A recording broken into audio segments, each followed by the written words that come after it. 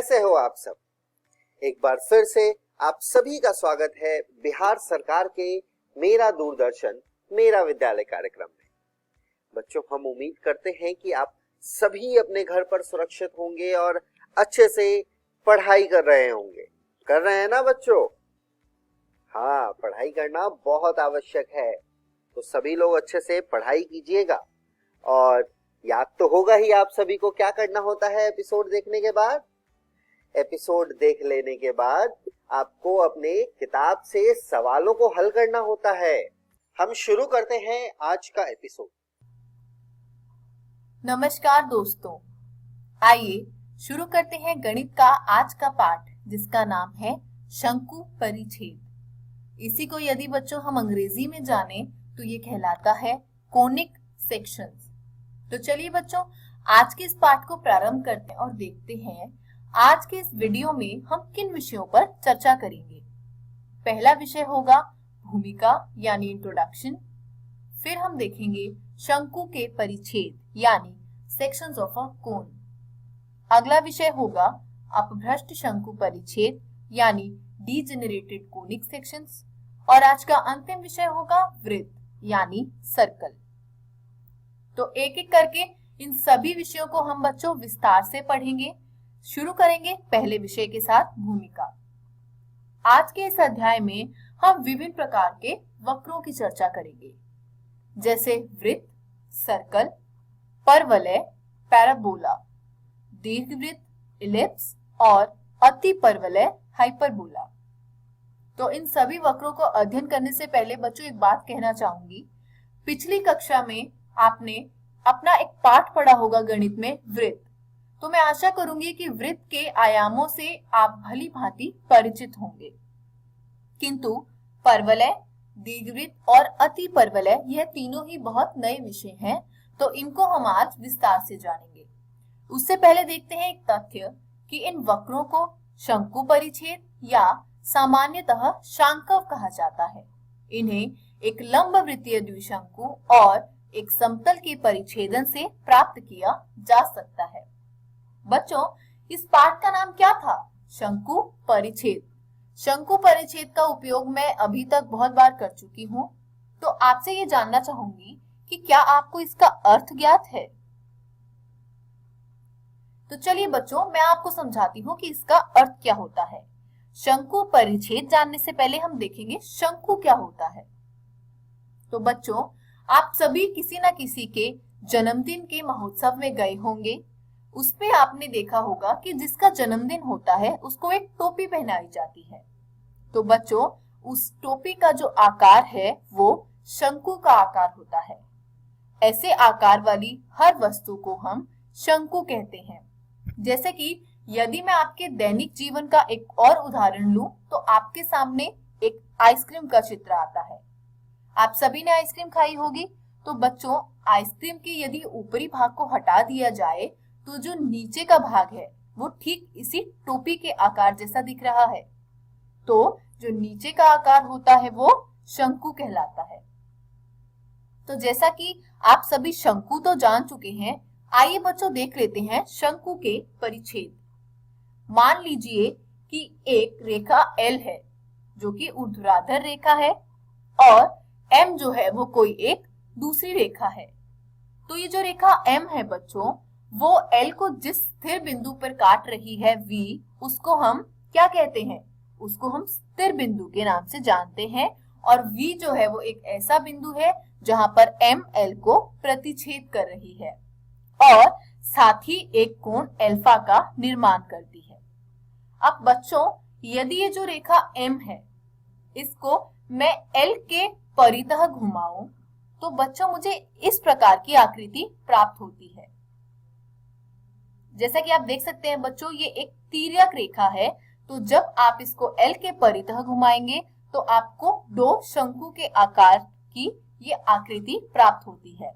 यहाँ पर जो V है वो शंकु का शीर्ष कहलाता है और ये जो L है वो शंकु का अक्ष कहलाता है, जिसके परितः M के घूमने पर ये आकृति आई है। आगे बढ़े तो हमने देखा कि ये जो भाग M है जिसको घुमाने पर ये आया है, इसको शंकु का जनक कहते हैं। और यहाँ पर अल्फा जो है बच्चों वो कोण अचर रहेगा, और ये जो ऊपर का शंकु है इसको हम ऊपरी नापा कहते हैं, और जो ये नीचे का है इसको हम निचला नापा कहते हैं। इसी के साथ बच्चों जब हम आगे बढ़े तो हमने देखा कि यदि हम एक तल और एक शंकु का परिच्छेदन लेते हैं तो इस प्रकार प्राप्त परिच्छेदन वक्र जो है वो शंकु परिच्छेद कहलाता है। तो बच्चों आप शंकु जानते थे और अब आपको मिल गई परिभाषा शंकु परिच्छेद की। इस प्रकार शंकु परिच्छेद जो है बच्चों वो वे वक्र हैं जिन्हें एक लंबवृत्तीय शंकु और एक तल के परिच्छेद से प्राप्त किया जाता है। आगे बढ़े तो हमने देखी बच्चों ये एक आकृति। इस आकृति से हम क्या समझना चाहेंगे वो मैं आपको बताती हूँ। मान लीजिए परिच्छेदी तल शंकु के ऊर्ध्वाधर अक्ष के साथ बीटा कोण बनाता है। तो बच्चों आप यहाँ आकृति में देखिए कि जो परिच्छेदी तल है और जो ये शंकु का ऊर्ध्वाधर अक्ष है, जो आप सीधी रेखा देख रहे हैं बच्चों, ये ऊर्ध्वाधर अक्ष है और ये जो है वो निर्माण कर रहा है एक कोण का जिसको हम बीटा के नाम से अंकित कर रहे हैं। आगे बढ़े तो हमने देखा अगला विषय वृत्त, दीर्घवृत्त, परवलय और अतिपरवलय। तो सबसे पहले बच्चों हम वृत्त की चर्चा करेंगे। जब तल शंकु के नापे को काटता है, इसमें शीर्ष को हम नहीं मानेंगे, शीर्ष के अतिरिक्त ये चर्चा की गई है, तो हमें निम्नांकित स्थितियां प्राप्त होती हैं। तो बच्चों यहाँ जब शंकु के नापे को काटा गया तो विभिन्न प्रकार की स्थितियां प्राप्त हुई, जिसमें पहली स्थिति है कि जो परिच्छेदन का कोण हमने बीटा लिया था उसका मान 90 डिग्री है। तो आइए देखते हैं कि यदि उस कोण का मान 90 डिग्री हो तो परिच्छेद करने पर क्या प्राप्त हुआ। बच्चों आप इस आकृति में ध्यान से देखिए, जब बीटा का मान 90 डिग्री हुआ तो आपको एक वृत्त का आकार प्राप्त होता है।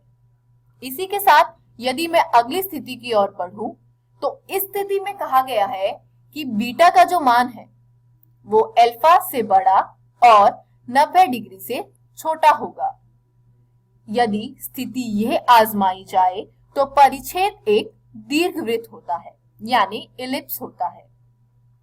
आगे बढ़े तो हमने देखी एक तीसरी स्थिति कि यदि ये जो परिच्छेदन का कोण बीटा है और जो हमने पहले आजमाया था कोण अल्फा, इन दोनों का मान आपस में बराबर हो जाए तो एक नए वक्र का निर्माण होता है जिसको हम परवलय यानी पैराबोला के नाम से जानते हैं। और इसमें ये बताया गया है बच्चों कि तीनों ही स्थितियों में, उपरोक्त तीनों स्थितियों में, यानी ऊपर जिन 3 स्थितियों की बात की गई है, हर स्थिति में शंकु को नापे के पूर्णतः आर पार काटा गया है। इसी के साथ बच्चों आगे बढ़ते हैं और देखते हैं चौथी स्थिति। चौथी स्थिति में ये कहा कि जो बीटा का मान है वो 0 से बड़ा और अल्फा से छोटा लिया जा रहा है। तो तल शंकु के दोनों नेप्स को काटता है तो परिच्छेद वक्र जो है वो एक अतिपरवलय प्राप्त होता है। जैसा कि बच्चों आप इस आकृति की सहायता से ये समझ सकते हैं। आगे बढ़े तो हमने देखा अगला विषय अपभ्रष्ट शंकु परिच्छेद यानी डीजेनरेटेड कोनिक सेक्शंस। कहा गया है कि जब तल शंकु के शीर्ष पर काटता है, अभी तक बच्चों जो काटा गया था उसमें आपको एक स्थिति दी गई थी शीर्ष के अतिरिक्त, किंतु यहाँ शीर्ष पर काटा जा रहा है तो निम्न प्रकार की स्थितियां जो है वो प्राप्त होती हैं। पहली स्थिति है कि बीटा का जो मान है बच्चों वो अल्फा से बड़ा, 90 डिग्री के बराबर तथा 90 डिग्री से छोटा है, जो परिच्छेद एक बिंदु है। तो जैसा कि बच्चों आप इस आकृति में देख सकते हैं, बीटा का मान 90 के बराबर और उससे छोटा दर्शाया गया है। अल्फा जो कोण है हमारा, उसके बाद ये एक तल से उसको परिच्छेदित किया जा रहा है। और ध्यान से देखिए बच्चों, ये जिस बिंदु पर काट रहा है बीच में आप देख सकते हैं एक मोटा सा बिंदु है, वो हमारा शीर्ष है, शंकु का शीर्ष। ये मैं आपको पहले समझा चुकी हूँ। अब दूसरी स्थिति पर जब बात आई तो कहा गया कि दोनों जो कोण है वो आपस में बराबर हो गए। तो तल जनक को अंतविष्ट करता है और परिच्छेद एक सरल रेखा होती है। यह परवलय की अपभ्रष्ट स्थिति है। जैसा कि बच्चों आप इस आकृति में देख सकते हैं, बीटा और अल्फा जो है वो बराबर हो गए। यहाँ किस चीज का उपयोग हुआ है बच्चों? बीटा और अल्फा जो है वो यहाँ पर शीर्षाभिमुख कोण है, जैसा कि आपने अपनी कक्षा 9वीं में जाना होगा। और इसमें कहा गया है कि जनक को अंतरिष्ट करता है। तो बच्चों मैंने आपको जब आकृति में सबसे पहले भूमिका में अंतरिष्ट के बारे में ये जो जनक का समझाया था कि जनक होता क्या है, तो आप इस तल को यदि देखेंगे तो ये जनक को अंतरिष्ट कर रहा है और ये परवलय की अपभ्रष्ट स्थिति है। आगे बढ़े तो हमने देखी तीसरी स्थिति। कहा गया है कि बीटा का जो मान है वो 0 या 0 से बड़ा है, किंतु बीटा का मान अल्फा से छोटा है। तो परिच्छेद एक प्रतिच्छेद करने वाली रेखाओं का युग्म है। यह अति परवलय की अपभ्रष्ट स्थिति है। तो जैसा कि बच्चों आप इस आकृति में देख सकते हैं कि बीटा का जो मान है वो अल्फा से कम लिया गया है। वो 0 के बराबर भी हो सकता है और 0 से बड़ा भी हो सकता है। तो क्योंकि यहाँ पर दो स्थितियां आ गई, 0 के बराबर और 0 से बड़ा, तो इसके लिए आपके सामने बच्चों दो विभिन्न प्रकार की आकृति दर्शाई गई है। पहली आकृति में देखिए, जब 0 के बराबर कहा गया है बीटा को, तो ये जो रेखा है बीच में वो हमारा जो अक्ष होता है उसके ऊपर है। किंतु दूसरी स्थिति में गौर कीजिए बच्चों, क्यों? क्योंकि बीटा का मान 0 से थोड़ा बड़ा है, तो वो जो रेखा है वो थोड़ी सी बाएं और मुड़ गई है। अब वो अक्ष के ऊपर उसके संपाती नहीं है। आगे बढ़ेंगे बच्चों, अगला विषय देखेंगे वृत्त। तो सबसे पहले वृत्त की परिभाषा। बच्चों आपने अपनी कक्षा 10वीं में क्या पढ़ा था? वृत्त उन बिंदुओं का, एक तल पर उन बिंदुओं का समूह होता है जो किसी निश्चित बिंदु, जिसे हम केंद्र कहते हैं, वहां से एक अचर दूरी पर स्थित होते हैं और वो अचर दूरी जो है वो त्रिज्या कहलाती है। यहाँ कहा गया है वृत्त तल के उन बिंदुओं का समुच्चय होता है जो तल के एक स्थिर बिंदु से समान दूरी पर होते हैं। तो आइए बच्चों अच्छे से इसको समझते हैं, कहना क्या चाह रहा है।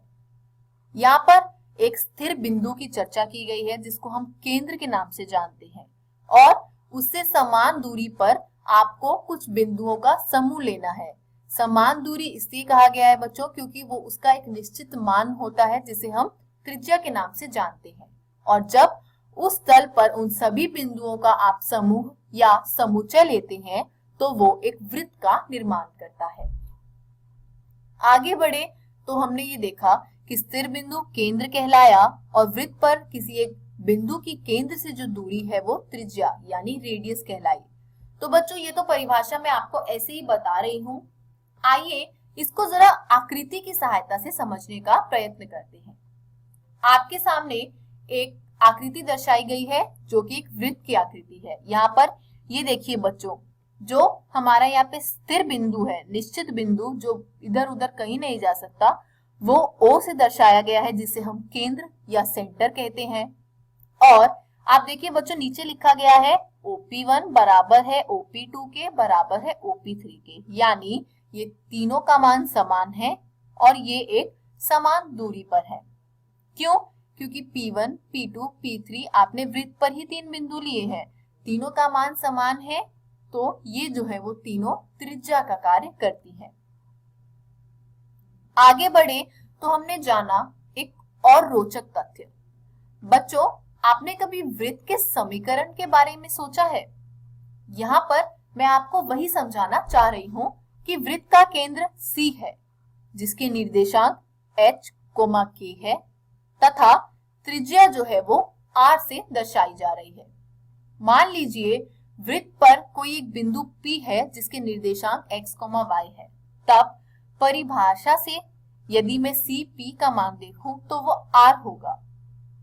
अब यहाँ पर हम प्रयोग करेंगे दूरी सूत्र का। तो बच्चों आपने अपनी कक्षा 10वीं में एक पाठ पढ़ा था निर्देशांक ज्यामिति। उसमें जब आपको दो बिंदुओं की दूरी ज्ञात करनी होती थी तो उसमें आपको एक दूरी सूत्र बताया गया था, और वही दूरी सूत्र की चर्चा हमने की थी कक्षा 11वीं का जो आपका पिछला पाठ था सरल रेखाएं।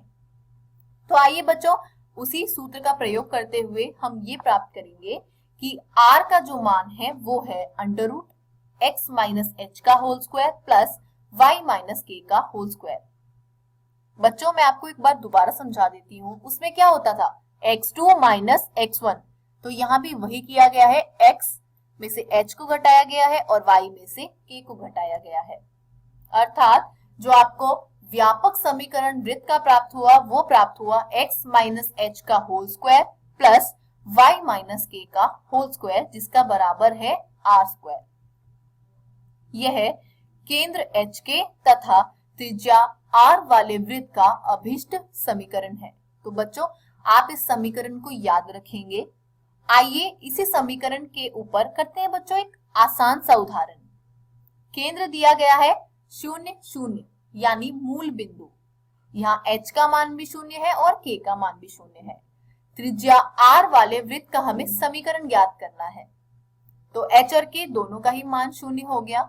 अब जो हमने वृत्त का व्यापक समीकरण ज्ञात किया था उसमें यदि मैं ये मान डालूं तो x माइनस 0 का square x square plus y minus 0 का स्क्वायर y स्क्वायर बराबर हो जाएगा r स्क्वायर के। अगला उदाहरण आपको कहा गया है कि एक वृत्त है, उसका समीकरण दिया है x square plus y square plus 8x plus 10y minus 8 बराबर 0 का केंद्र और त्रिज्या हमें ज्ञात करनी है। तो बच्चों केंद्र और त्रिज्या हमें कैसे प्राप्त होगी, यदि हम इस समीकरण को वृत्त के व्यापक समीकरण के रूप में परिवर्तित कर दें। तो दिया गया समीकरण सबसे पहले आप लिख लीजिए, x के ये जो x चर के जो बहुपद है उनको एक तरफ कर लीजिए और y वालों को एक तरफ कर लीजिए। अब कोष्टकों को पूर्ण वर्ग बनाने पर हमें क्या मिला, x square plus 8x plus 16, 16 तो था नहीं, यदि मैं 16 वाम पक्ष में जोड़ रही हूं तो मैं 16 को दाएं पक्ष में भी जोड़ देती हूँ। ठीक उसी प्रकार y स्क्वायर प्लस 10y में हमने 25 जोड़ा है, तो 25 यदि वाम पक्ष में जोड़ा गया है तो वो दाएं पक्ष में भी जोड़ा जाएगा। समीकरण को हल करने पर हमें प्राप्त होता है कि x प्लस 4 का वर्ग बराबर है y प्लस 5 के वर्ग को जोड़ने के बाद 49 के। तो इसको हमें क्या करना है बच्चों, देखो यहाँ पर प्लस और प्लस का चिन्ह है, किंतु जो हमारा व्यापक समीकरण है उसमें था x माइनस एच और y माइनस के। तो अब हमने इसको खोल के लिख दिया, तो माइनस ब्रैकेट में -4 और माइनस ब्रैकेट में -5। अब यदि हम इसके व्यापक समीकरण से तुलना करेंगे तो हमें केंद्र के निर्देशांक प्राप्त होते हैं -4, -5 और त्रिज्या जो है वो 7 इकाई प्राप्त होती है। इसी के साथ बच्चों आज का ये अध्याय समाप्त होता है। आज हमने क्या पढ़ा, आज हमने पढ़ा भूमिका के बारे में, शंकु परिच्छेद के बारे में और उनकी अपभ्रष्ट स्थितियों के बारे में। साथ ही हमने जाना वृत्त का व्यापक समीकरण। आशा करती हूँ बच्चों आज का अध्याय आपको समझ आया होगा। घर जाइए, प्रश्नावली में दिए गए प्रश्नों का निरंतर अभ्यास कीजिए। किसी भी प्रकार के संदेह एवं सहायता के लिए हम हमेशा उपलब्ध हैं। धन्यवाद। नमस्कार दोस्तों, अब हम पादप वृद्धि एवं परिवर्धन पाठ का तीसरा भाग पढ़ेंगे। इस वीडियो में हम पढ़ेंगे पादप वृद्धि नियामकों का कायिकीय शरीर क्रियात्मक प्रभाव, दीप्तिकालता और वसंतीकरण। पादप वृद्धि नियामकों का कायिकीय शरीर क्रियात्मक प्रभाव। ऑक्सिन्स, ये ग्रीक शब्द ऑक्सेन से लिया गया है जिसका अर्थ है बढ़ना। सर्वप्रथम मनुष्य के मूत्र से निकाला गया था। शब्द ऑक्सिन्स इंडोल ट्री एसिटिक अम्ल IAA तथा प्राकृतिक एवं कृत्रिम यौगिक जिसमें वृद्धि करने की क्षमता हो इसके लिए प्रयोग किया जाता है। ये प्राय तने एवं मूल के बढ़ते हुए शिखर पर बनते हैं तथा वहां से क्रियाशीलता वाले भाग में जाते हैं। ऑक्सिन्स जैसे IAA एवं इंडोल ब्यूटेरिक अम्ल पौधे से निकाला गया है। NAA तथा 2,4-D यानी 2,4-डाइक्लोरो फिनॉक्सी एसिटिक अम्ल कृत्रिम ऑक्सीन्स है। ऑक्सीन्स के उपयोग का एक विस्तृत दायरा है और ये बागवानी एवं खेती के प्रयोग के लिए किए गए हैं। ये तनों की कटिंग में जड़ फूटने में सहायता करती है जो पादप प्रवर्धन में व्यापकता से इस्तेमाल होती है और ये कुछ इस प्रकार के दिखते हैं। ऑक्सिन्स पुष्पन को बढ़ा देती है। जैसे अनानास में यह पौधों के पत्तों एवं फूलों की शुरुआत अवस्था में गिरने से बचाते हैं तथा पुरानी एवं परिपक्व पत्तियों एवं फलों की विलगन को बढ़ावा देते हैं। उच्च पादपों में वृद्धि करती अग्रज कालिका पार्श्व कलियों की वृद्धि को अवरोधित करते हैं, जिसे शिखाग्र प्रधान्यता यानी एपिकल डोमिनेंस कहते हैं। प्ररोह सिरों को हटाने से प्राय पार्श्व कलियां की वृद्धि होती है। यह बात व्यापक रूप से चाय रोपण एवं बाड़ बनने यानी हेज मेकिंग में लागू होती है। इसके साथ ही ऑक्सिन अनिषेक फलन को प्रेरित करता है, जैसे टमाटर में। ये व्यापक रूप से शाकनाशी के रूप में उपयोग किया जाता है। 2,4-D व्यापक रूप से द्विबीजपत्री खरपतवारों का नाश कर देते हैं, लेकिन एक बीजपत्री परिपक्व पौधों को प्रभावित नहीं करता है। इसका उपयोग मालियों के द्वारा लॉन को तैयार करने में किया जाता है। इसके साथ ही ऑक्सिन जाइलम विभेदन को नियंत्रित करने तथा कोशिका के विभाजन में मदद करते हैं। जिबरेलिन्स। जिबरेलिन्स एक अन्य प्रकार के प्रोत्साहक पीजीआर है। 100 से अधिक जिबरेलिन्स की सूचना विभिन्न जीवों से आ चुकी है, जैसे कि कवकों और उच्च पादपों से। इन्हें GA1, GA2, GA3 और इसी तरह से नामित किया गया है। हालांकि GA वह जिबरेलिन्स है जिसकी सबसे पहले खोज की गई थी और वह अभी भी सभी से अधिक सघनता से अध्ययन किया जाने वाला स्वरूप है। सभी GAs अम्लीय होते हैं। ये पौधों में एक व्यापक दायरे की इकाई की अनुक्रिया देते हैं। ये अक्ष की लंबाई बढ़ाने की क्षमता रखते हैं, अतः अंगूर की डंठल की लंबाई बढ़ाने में प्रयोग किए जाते हैं। जिबरेलिन सेब जैसे फलों को लंबा बनाते हैं ताकि उचित रूप से वे ले सके। ये जरावस्था को भी रोकते हैं ताकि फल पेड़ पर अधिक समय तक लगे रहे और बाजार में मिल सके। GA1 का असर शराब उद्योग में मोल्टिंग की गति बढ़ाने के लिए उपयोग किया जाता है। गन्ने के तने में कार्बोहाइड्रेट चीनी या शर्करा के रूप में एकत्रित रहता है। गन्ने को खेती में जिबरेलिन्स छिड़कने पर तनों की लंबाई बढ़ती है, जिससे 20 टन प्रति एकड़ ज्यादा उपज बढ़ जाती है। GA छिड़कने पर किशोर शंकु वृक्षों में परिपक्वता तीव्र गति से होती है, अतः बीज जल्दी ही तैयार हो जाता है। जिबरेलिन्स चुकंदर, पत्ता गोभी एवं रोजेटी स्वभाव वाले सारे पादपों में बोल्टिंग को बढ़ा देती है। साइटोकिनिन्स। साइटोकिनिन्स अपना विशेष प्रभाव साइटोकाइनेसिस में डालता है और इसे काइनेटिन के रूप में ऑटोक्लेव हेरिंग शुक्राणु से खोजा गया था।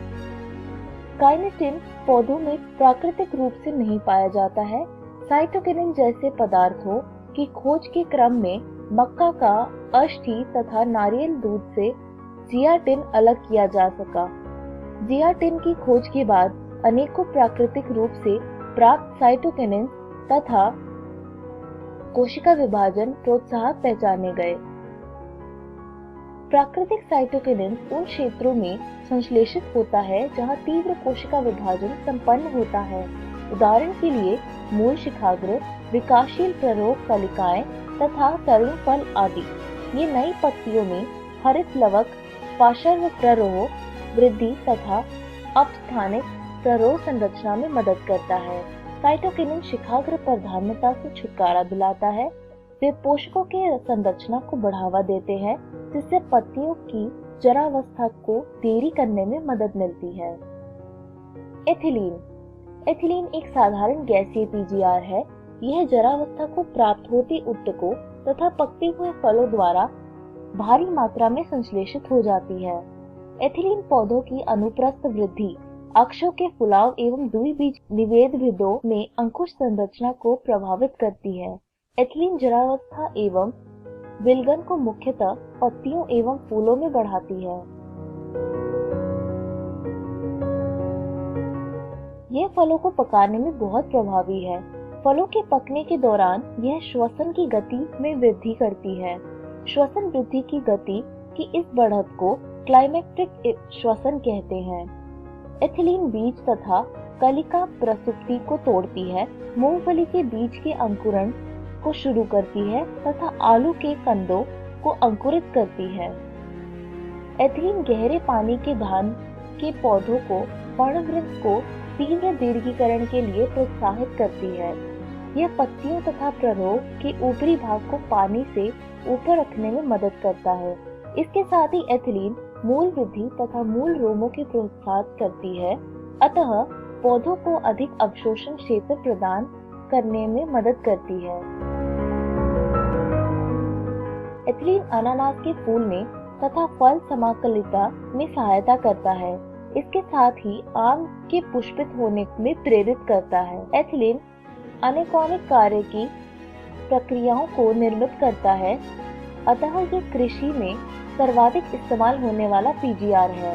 सर्वाधिक व्यापक तौर पर इस्तेमाल होने वाला यौगिक इथाफोन है।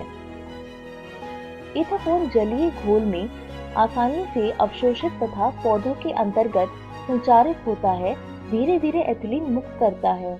एथिलीन टमाटर एवं सेब फलों के पकाने की गति को बढ़ाता है तथा फलों एवं फलों में विलगन की तीव्रता को प्रदान करता है।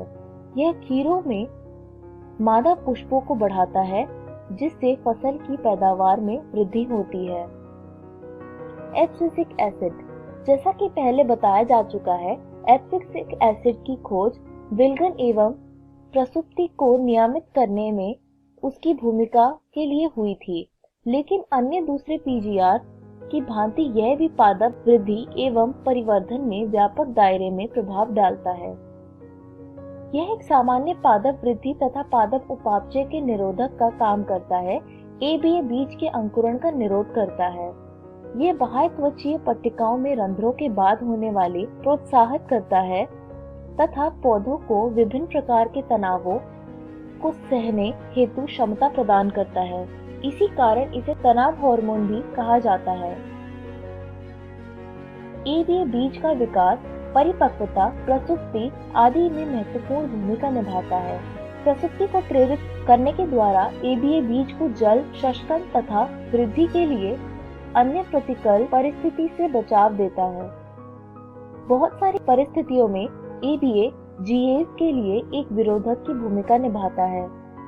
हम संक्षेप में यह कह सकते हैं कि पादपों की वृद्धि, विभेदन तथा परिवर्धन के लिए एक या कई अन्य पीजीआर कुछ न कुछ भूमिका निभाते हैं। यह भूमिकाएं संपूरक की या फिर विरोधक की भी हो सकती है। यह भूमिकाएं रैखिक या योगवाही हो सकती है। इसी तरह पौधों के जीवन में कई घटनाएं होती है जहां एक से अधिक पीजीआर मिलकर घटनाओं को प्रभावित करती है। उदाहरण के तौर पर बीज या कली का कसुप्तीकरण, विलगन, जरावस्था, शिखर प्रभुत्व आदि। पीजीआर की भूमिका एक तरह के आंतरिक नियंत्रण में है। जीनोमिक नियंत्रण एवं बाह्य कारक के साथ ये पौधे की वृद्धि एवं परिवर्धन में महत्वपूर्ण भूमिका निभाते हैं। बहुत सारे बाह्य कारक जैसे तापक्रम एवं प्रकाश पौधे की वृद्धि एवं परिवर्धन को पीजीआर के माध्यम से नियंत्रण करते हैं। ऐसी कुछ घटनाओं का उदाहरण है वसंतीकरण, पुष्पन, प्रसुप्तीकरण, बीज अंकुरण, पौधों में गति आदि। दीप्तिकालता, ऐसा देखा गया है कि कुछ पौधों में पुष्पन को प्रेरित करने में प्रकाश की नियतकालिकता की आवश्यकता होती है। ऐसे पौधे प्रकाश की नियतकालिकता की अवधि को माप सकते हैं। उदाहरण स्वरूप कुछ पौधों में क्रांतिक अवधि से ज्यादा प्रकाश की अवधि चाहिए, जबकि दूसरे पौधों में प्रकाश की अवधि संकट क्रांतिक अवधि में कम चाहिए, जिससे कि दोनों तरह के पौधों में पुष्पन की शुरुआत हो सके। प्रथम तरह के पौधों के समूह को अल्प प्रदीप्तकाली पौधा कहते हैं तथा बाद वाली पौधों को दीर्घ प्रदीप्तकाली पौधा कहते हैं। बहुत सारे ऐसे पौधे होते हैं जिसमें प्रकाश की अवधि एवं पुष्पन प्रेरित करने में कोई संबंध नहीं होता है, ऐसे पौधों को तटस्थ प्रदीप्तकाली पौधा कहते हैं। दीप्तिकालिता दीर्घ प्रदीप्तकाली, अल्प प्रदीप्तकाली एवं दिवस निरपेक्ष पादप। यह भी ज्ञातव्य है कि सिर्फ प्रकाश की अवधि ही नहीं बल्कि अंधकार की अवधि भी महत्वपूर्ण है।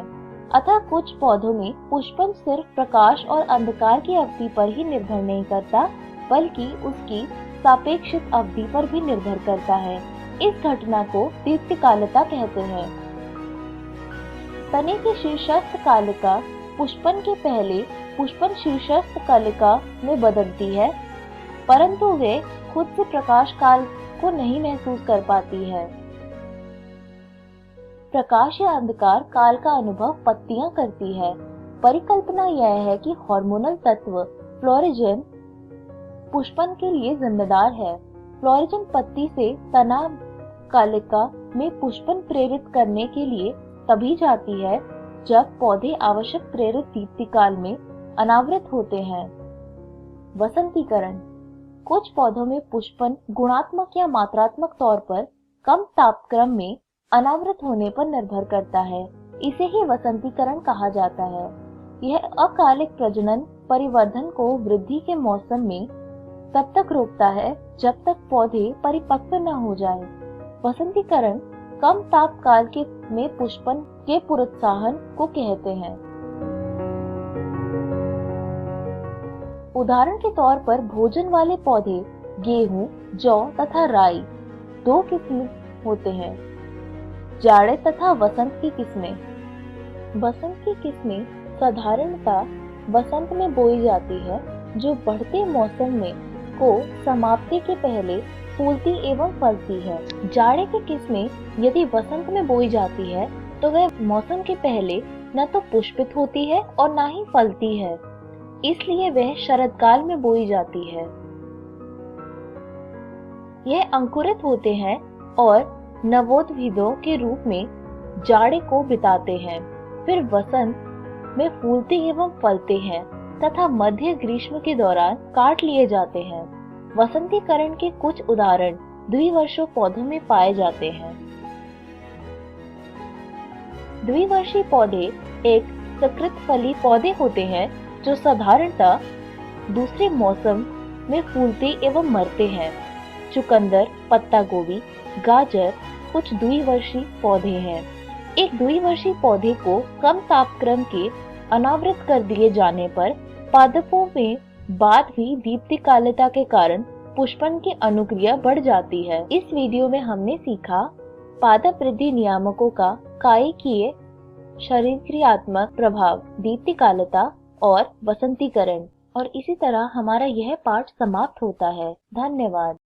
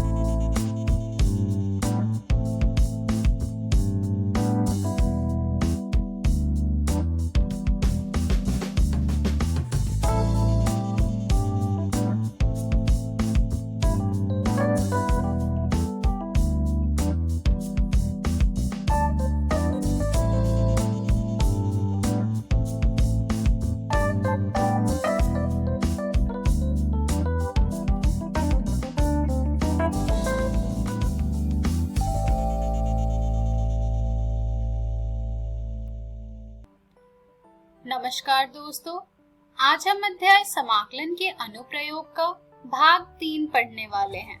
हमने हमारे पिछले वीडियो में जाना था एक वक्र एवं एक रेखा से घिरे क्षेत्र का क्षेत्रफल। आइए देखते हैं कि आज के इस वीडियो में हम क्या पढ़ेंगे। तो दोस्तों, आज के इस वीडियो में हम जानेंगे दो वक्रों के मध्यवर्ती क्षेत्र का क्षेत्रफल। तो चलिए आगे बढ़ते हैं और शुरू करते हैं हम हमारा आज का भाग। तो दोस्तों, दो वक्रों के मध्यवर्ती क्षेत्र का क्षेत्रफल की शुरुआत हम करेंगे कल्पना से जिसमें हम दो वक्रों की कल्पना करेंगे। कल्पना कीजिए हमें दो वक्र fx और gx दिए हुए हैं, जहां बंद अंतराल AB में gx जो है वो fx से छोटा है। दिए हुए वक्रों के समीकरण से y का उभयनिष्ठ मान लेते हुए इन दोनों वक्रों के प्रतिच्छेदक बिंदु x बराबर a तथा x बराबर b द्वारा दिए गए हैं। जब आप इसकी कल्पना करेंगे तो आपको कुछ इस तरह की आकृति प्राप्त होगी, जिसमें आप देख पा रहे हैं कि दो वक्र लिए गए हैं fx और gx, और बंद अंतराल AB में हमारा जो fx है वो gx से बड़ा तथा बराबर है। यहाँ पर आप देख पा रहे हैं कि इन दो वक्रों के समीकरण में अगर आप y को उभयनिष्ठ मान लेते हैं तो आपको दोनों वक्रों के प्रतिच्छेदक बिंदु x बराबर a तथा x बराबर b प्राप्त हो रहे हैं। अब हमें इन दोनों वक्रों का मध्यवर्ती क्षेत्र का क्षेत्रफल ज्ञात करना है। तो दोस्तों ये हम कैसे ज्ञात करेंगे? जाहिर सी बात है, ये भी हम ज्ञात करेंगे एक पट्टी का क्षेत्रफल प्राप्त करके। तो यहाँ पर हम जो पट्टी लेंगे वो होगी हमारी ऊर्ध्वाधर पट्टी। तो यहाँ पर हम समाकलन के सूत्र का स्थापन करने के लिए प्रारंभिक क्षेत्रफल को ऊर्ध्वाधर पट्टियों के रूप में लेना सुविधाजनक होगा, अर्थात आसान होगा। तो यहाँ पर आप देख पा रहे हैं कि हमने जो ऊर्ध्वाधर पट्टी ली है वहां से हमें इस पट्टी की ऊंचाई प्राप्त हो रही है fx घटा gx और इसकी चौड़ाई प्राप्त हो रही है fx। तो जब हमारे पास इसका लंबाई और चौड़ाई आ गई है तो हम इसका प्रारंभिक क्षेत्रफल आसानी से ज्ञात कर सकते हैं। तो यहाँ से हमें प्राप्त होगा इसका प्रारंभिक क्षेत्रफल बराबर dA बराबर fx घटा gx पूरे का dx, जहाँ से हमें हमारा कुल क्षेत्रफल प्राप्त होगा a बराबर समाकलन fx घटा gx पूरे का dx, जहाँ पर हमारे x की लिमिट होगी a से लेकर b तक। तो दोस्तों यहाँ पर आपको ये ध्यान देना है कि अगर आपको दो वक्र दिए गए हैं तो उनके मध्यवर्ती क्षेत्र का क्षेत्रफल आप प्राप्त करेंगे पट्टियों के माध्यम से। अब वो पट्टी ऊर्ध्वाधर है या क्षैतिज, ये निर्भर करेगा कि आपका वक्र का क्षेत्रफल आपको किस तरह से आसानी से प्राप्त हो रहा है। तो जब आप इस प्रकार के उदाहरण में ऊर्ध्वाधर पट्टियां लेंगे तो आपको यहाँ से आपका क्षेत्रफल प्राप्त होगा a बराबर समाकलन fx घटा gx पूरे का dx, जिसमें कि x की लिमिट होगी a से लेकर b तक। आइए अब हम एक और विधि जानते हैं कि किस प्रकार से हम इसका क्षेत्रफल ज्ञात करेंगे। हमारी दूसरी विधि होगी क्षेत्रफल ज्ञात करने की।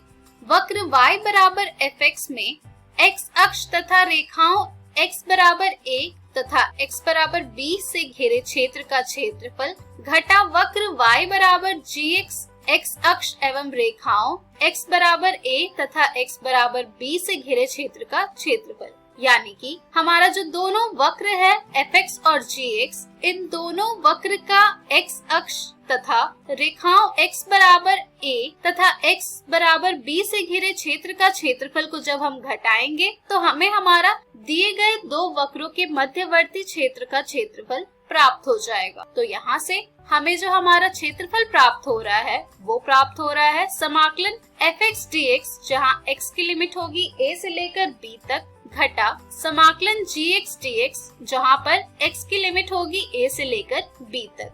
इसे जब आप प्रायः हल करेंगे दोस्तों तो यहाँ से आपको प्राप्त हो जाएगा a बराबर समाकलन fx घटा gx पूरे का dx, जहाँ पर x की लिमिट हो जाएगी आपकी a से लेकर b तक, जहाँ पर बंद अंतराल AB में हमारा जो fx होगा वो हमारे gx से बड़ा तथा बराबर होगा।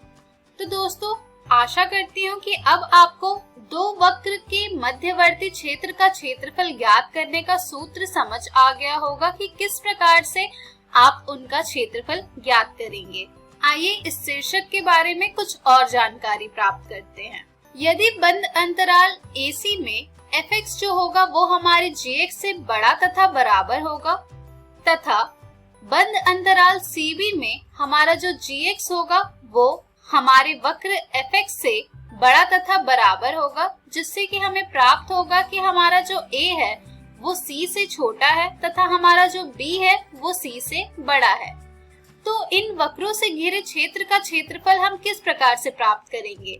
तो दोस्तों, इन वक्रों से घिरे क्षेत्र का क्षेत्रफल हम निम्नलिखित प्रकार से ज्ञात करेंगे। स्क्रीन पर आपको आकृति दिख रही होगी जिसमें हमारे दिए गए परिस्थिति को अच्छी तरह से दर्शाया गया है। यहाँ पर आप देख पा रहे हैं कि जो हमारा fx है और gx है किस प्रकार से हमारे दी गई कथनों को सत्यापित कर रहा है। अब यहाँ पर हमें अगर इन वक्रों का घेरा क्षेत्रफल ज्ञात करना हो तो ये हम कैसे ज्ञात करेंगे? तो दोस्तों, ये बहुत ही आसान है। इन वक्रों से घिरे क्षेत्र का क्षेत्रफल आप प्राप्त करेंगे हमारे क्षेत्र ACBDA का क्षेत्रफल योग क्षेत्र BPRQB का क्षेत्रफल से। इन दोनों क्षेत्र के क्षेत्रफल को जब आप जोड़ेंगे तो आपको पूरा क्षेत्रफल प्राप्त हो जाएगा। अर्थात यहाँ से आपको जो सूत्र में प्राप्त होगा वो हो जाएगा a बराबर समाकलन fx घटा gx पूरे का dx, जहाँ हमारे x की लिमिट हो जाएगी a से लेकर c तक, योग समाकलन gx घटा fx पूरे का dx, जहाँ हमारे x की लिमिट होगी c से लेकर b तक। तो दोस्तों, ये थी कुछ जानकारी दो वक्रों के मध्यवर्ती क्षेत्र के क्षेत्रफल के बारे में। अब अगर आपको ये अच्छी तरह से समझ आ गया है तो चलिए बढ़ते हैं अब हम इन पर आधारित प्रश्नों की ओर। हमारा जो पहला उदाहरण हमने लिया है वो है दो परवलयों y बराबर x वर्ग एवं y वर्ग बराबर x से घिरे क्षेत्र का क्षेत्रफल ज्ञात कीजिए। यानी कि हमारा जो उदाहरण है उसमें हमें दो पैराबोला के इक्वेशन दिए गए हैं जिसमें कि हमें उन दोनों इक्वेशन से घिरे क्षेत्र का क्षेत्रफल ज्ञात करना है। तो आइए देखते हैं कि इसका क्षेत्रफल हम किस प्रकार से ज्ञात करेंगे। तो दोस्तों, परवलयों का क्षेत्रफल किस प्रकार से हम खींचते हैं ये आपको आता होगा। y बराबर x वर्ग की आकृति आप किस प्रकार से बनाएंगे? तो दोस्तों, इन दोनों इक्वेशन को आप पहले अपने नोटबुक में दर्शाएं, जिससे कि आपको कुछ इस प्रकार की आकृति प्राप्त होगी। अब इस आकृति में आप देख पा रहे हैं कि इन दोनों परवलयों से घिरा हुआ एक क्षेत्र है। हमें उस घिरे हुए क्षेत्र का क्षेत्रफल ज्ञात करना है। तो आइए देखते हैं कि इसे हम किस प्रकार से ज्ञात करेंगे। तो दोस्तों, इन दोनों परवलयों के प्रतिच्छेदक बिंदु O 0, 0 एवं A 1, 1 है। यहाँ y बराबर x वर्ग अथवा y बराबर वर्गमूल x बराबर fx और y वर्ग बराबर x बराबर gx, जहाँ बंद अंतराल 0,1 में हमारा जो fx है वो gx से बड़ा तथा बराबर है। अर्थात हमें जो दो समीकरण दिए गए थे उसे हमने y के उभयनिष्ठ के रूप में परिवर्तित किया है, जिससे कि हमें प्राप्त हो रहा है हमारा fx बराबर वर्गमूल x और हमारा gx बराबर x। तो दोस्तों, अभी अभी जो हमने सूत्र देखा था कि किस प्रकार से हम घिरे क्षेत्र का क्षेत्रफल ज्ञात करेंगे, उसी को माध्यम लेकर हम इस प्रश्न को हल करेंगे। तो दोस्तों, यहाँ से हमें जो हमारी दो समीकरण से प्राप्त y का मान है उसे हम हमारे उस सूत्र में प्रतिस्थापित करेंगे। तो दोस्तों, यहाँ से हमें हमारे छायांकित क्षेत्र का अभिष्ट क्षेत्रफल प्राप्त हो रहा है a बराबर समाकलन fx घटा gx पूरे का dx, जहाँ हमारे x की लिमिट होगी 0 से लेकर 1 तक। तो दोस्तों, यहाँ से हमें प्राप्त हो जाएगा जब हम fx और gx के मान को प्रतिस्थापित करेंगे तो समाकलन वर्गमूल x घटा x वर्ग पूरे का dx, जहाँ हमारे x की लिमिट हो जाएगी 0 से लेकर 1 तक। अब हम इसे प्रायः हल करेंगे तो हमें यहाँ से ये प्राप्त हो जाएगा a बराबर x की घात 3/2 बटे 3/2 घटा x की घात 3/3, जिसमें कि हमारी जो लिमिट होगी वो होगी 0 से लेकर 1 तक x की, जिसे हम प्रायः हल करेंगे तो हमें यहाँ से ये प्राप्त हो जाएगा a बराबर 2/3 गुने x की घात 3/2 घटा x की घात 3/3, जहाँ हमारी x की लोअर लिमिट हो जाएगी 0 और अपर लिमिट हो जाएगी 1, जिसे हम प्रतिस्थापित करेंगे तो यहाँ से हमें a का मान प्राप्त हो जाएगा 2/3 घटा 1/3 घटा 0। अर्थात जिसे हम और हल करेंगे तो हमें यहाँ से a का मान प्राप्त हो रहा है 1/3। अर्थात हमारे इन दो परवलयों से घिरे क्षेत्र का क्षेत्रफल हमें प्राप्त हो रहा है 1/3 वर्ग इकाई। तो दोस्तों ये था हमारा पहला उदाहरण जो कि आधारित था हमारे दिए गए शीर्षक पर। चलिए अब हम बढ़ते हैं हमारे अगले उदाहरण की ओर जो कि है x अक्ष के ऊपर तथा वृत्त x वर्ग योग y वर्ग बराबर 8x एवं परवलय y वर्ग बराबर 4x के मध्यवर्ती क्षेत्र का क्षेत्रफल ज्ञात कीजिए। तो दोस्तों जैसे कि आपको ये प्रश्न पढ़कर समझ आ रहा होगा, यहाँ पर हमें कहा जा रहा है कि x अक्ष के ऊपर तथा वृत्त की समीकरण दी गई है तथा परवलय की भी समीकरण हमें दिया गया है और हमें यहाँ पर ज्ञात करना है इन सभी के मध्यवर्ती क्षेत्र का क्षेत्रफल। तो आइए देखते हैं कि इस प्रश्न को हल हम किस तरह से प्राप्त करेंगे। तो दोस्तों यहाँ पर सबसे पहले हमें जो ये दो समीकरण दिए गए हैं इसका हम प्रयोग करेंगे। तो दोस्तों जब हम पहले समीकरण को हल करेंगे तो हमें यहाँ से प्राप्त हो जाएगा x वर्ग योग y वर्ग बराबर 8x अर्थात x वर्ग घटा 8x योग y वर्ग बराबर 0 अर्थात x वर्ग घटा 8x योग 16 घटा 16 योग y वर्ग बराबर 0। यहाँ से हमें प्राप्त हो रहा है x घटा 4 पूरे का वर्ग घटा 16 योग y वर्ग बराबर 0 अर्थात x घटा 4 पूरे का वर्ग योग y वर्ग बराबर 16। यानी कि ये जो समीकरण हमें दिया गया है वृत्त का, उस वृत्त के केंद्र बिंदु है 4,0 और इस वृत्त की त्रिज्या है 4 इकाई। तो दोस्तों ये हमने प्राप्त किया है वृत्त के दिए गए समीकरण से।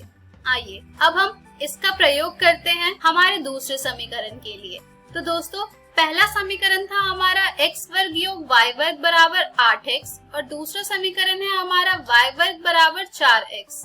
जब हम यहाँ पर y वर्ग की जगह पर 4x प्रतिस्थापित करेंगे तो यहाँ से हमें ये प्राप्त हो जाएगा x वर्ग घटा 4x बराबर 0, जिसे हम प्राय हल करेंगे तो हमें ये प्राप्त हो जाएगा x गुने x घटा 4 बराबर 0। यहाँ से हमें x का मान प्राप्त हो रहा है 0,4। तो दोस्तों यहाँ से हम ये कह सकते हैं कि हमारे इन दोनों वक्र के प्रतिच्छेदक बिंदु O 0,0 है तथा x अक्ष से ऊपर है। चलिए अब जब हमारे पास हमारे वृत्त तथा परवलय के बिंदु तथा प्रतिच्छेदक बिंदु का मान आ गया है तो इसकी आकृति बनाते हैं। तो दोस्तों इसकी आकृति कुछ इस प्रकार से बनेगी जो कि आप स्क्रीन पर देख पा रहे होंगे और इन दोनों वक्र के मध्यवर्ती क्षेत्र का क्षेत्रफल जो हमें प्राप्त हो रहा है वो होगा इस आकृति का रंगीन भाग जो कि आप स्क्रीन पर देख पा रहे हैं। अब यहाँ पर हमारा प्रश्न ये उठता है कि इसका क्षेत्रफल हम किस प्रकार से ज्ञात करेंगे। तो आइए देखते हैं कि इसका क्षेत्रफल हम किस प्रकार से ज्ञात करेंगे। x अक्ष से ऊपर इन दोनों वक्रों के मध्य सम्मिलित क्षेत्र है OPQCO का क्षेत्रफल जो कि ये पूरा क्षेत्रफल है। अब यहाँ पर हम पहले ज्ञात करेंगे क्षेत्र OCPO का क्षेत्रफल और फिर ज्ञात करेंगे क्षेत्र PCQP का क्षेत्रफल और इन दोनों का क्षेत्रफल जब हम जोड़ेंगे तो हमें सम्मिलित क्षेत्र OPQCO का क्षेत्रफल प्राप्त हो जाएगा। तो आइए पहले हम क्षेत्रफल ज्ञात करते हैं हमारे क्षेत्र OCPO का तथा हमारे क्षेत्र PCQP का। तो यहाँ से हमारा जो सूत्र है उसके अनुसार हमें हमारा क्षेत्रफल प्राप्त हो रहा है समाकलन y dx जहाँ हमारे x की लिमिट होगी 0 से लेकर 4 तक योग समाकलन y dx जहाँ हमारे x की लिमिट होगी 4 से लेकर 8 तक। अब इन दोनों क्षेत्र में हमारा जो y का मान है उसे हम इस इक्वेशन में प्रतिस्थापित करेंगे। जब हम उसे प्रतिस्थापित करेंगे दोस्तों तो हमें ये प्राप्त हो जाएगा a बराबर समाकलन वर्गमूल x dx जहाँ हमारे x की लिमिट होगी 0 से लेकर 4 तक योग 2 गुने समाकलन वर्गमूल 4 वर्ग घटा x घटा 4 पूरे का वर्ग dx जहाँ हमारे x की लिमिट हो जाएगी 0 से लेकर 4 तक। अब यहाँ पर आपको ये समझ आ गया होगा कि किस तरह से हमारे जो x की लिमिट है वो किस तरह परिवर्तित होकर 0 तथा 4 हो गई है। तो यहाँ से हमें ये प्राप्त हो जाएगा a बराबर 2 गुने समाकलन वर्गमूल x dx जहाँ x की लिमिट होगी 0 से लेकर 4 तक योग समाकलन वर्गमूल 4 वर्ग घटा t वर्ग dt जहाँ t की घात होगी 0 से लेकर 4 तक। यहाँ पर हमने x घटा 4 को मान लिया है t। अब इसे हल करना हमारे लिए बहुत ही आसान हो चुका है। तो यहाँ से हमें ये प्राप्त हो जाएगा a बराबर 2 गुने 2/3 गुने x की घात 3/2, जहाँ हमारे x की लोअर लिमिट होगी 0 और अपर लिमिट होगी 4, योग t/2 गुने वर्गमूल 4 वर्ग घटा t वर्ग योग 4 वर्ग बटे 2 साइन प्रतिलोम t/4, जहाँ हमारे t की लोअर लिमिट होगी 0 और अपर लिमिट होगी 4। अब इसे हम पुनः हल करेंगे हमारे लिमिट्स के मान को रखकर, तो हमें यहाँ से ये प्राप्त हो जाएगा 2 गुने 2/3 गुने 4 की घात 3/2 घटा 0 योग 4/2 गुने वर्गमूल 4 वर्ग घटा 4 वर्ग योग 4 वर्ग बटे 2 साइन प्रतिलोम 4/4, जिसे हम पुनः हल करेंगे तो यहाँ से हमें ये प्राप्त हो जाएगा 2 गुने 2/3 गुने 2 की घात 2 गुने 3/2 घटा 0 योग 4/2 गुने वर्गमूल 4 वर्ग घटा 4 वर्ग योग 4 वर्ग बटे 2 साइन प्रतिलोम 4/4 घटा 0, जिसे हम और हल करेंगे तो यहाँ से हमें ये प्राप्त हो जाएगा 32/3 योग 0 योग 8 गुने π/2, जिसे हम और हल करेंगे तो यहाँ से हमें ये प्राप्त हो जाएगा 32/3 योग 4 पाई, अर्थात 4/3 गुने 8 योग 3 पाई।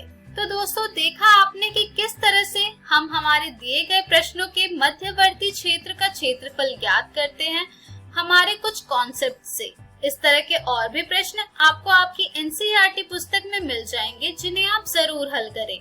और इस शीर्षक पर आधारित और भी महत्वपूर्ण प्रश्न हैं, जिसे हम करेंगे हमारे अगले वीडियो में। तब तक के लिए आप इन 2 प्रश्नों पर आधारित प्रश्नों को जरूर हल करें। तो दोस्तों, आज के इस वीडियो में हमने सीखा 2 वक्रों के मध्यवर्ती क्षेत्र का क्षेत्रफल।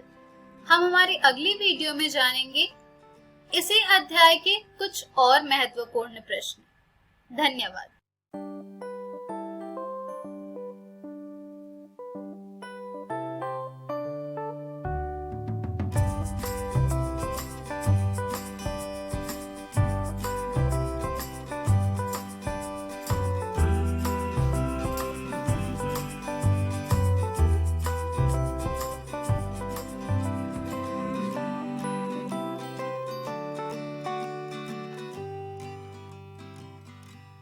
सरकार लाई है विद्यार्थियों के लिए डिजिटल लाइब्रेरी। बच्चों के उज्जवल भविष्य के लिए बिहार सरकार है सदा अग्रसर और तैयार। कक्षा 1 से कक्षा 12 तक की सभी पाठ्य पुस्तक पूरक सामग्री एवं वीडियो अब शिक्षा विभाग बिहार सरकार द्वारा विकसित पोर्टल पर है उपलब्ध।